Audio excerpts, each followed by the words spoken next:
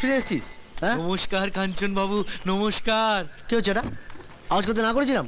হ্যাঁ, আমার সাথে ভদ্রভাবে কথা বলবেন কাঞ্চন বাবু, ফালতু রং নেবেন না।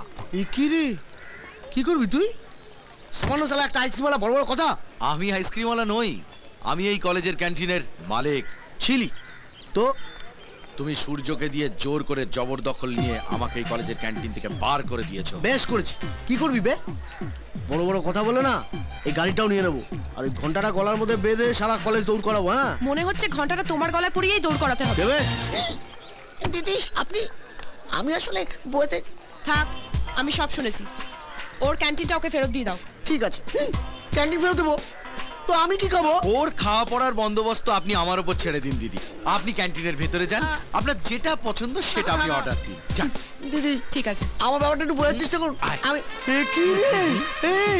এই ভাইয়া কি ঘন্টা?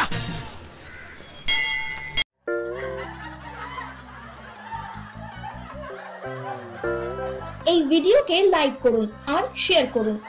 নতুন কমেডি ভিডিও দেখার জন্য এই চ্যানেলকে সাবস্ক্রাইব করুন।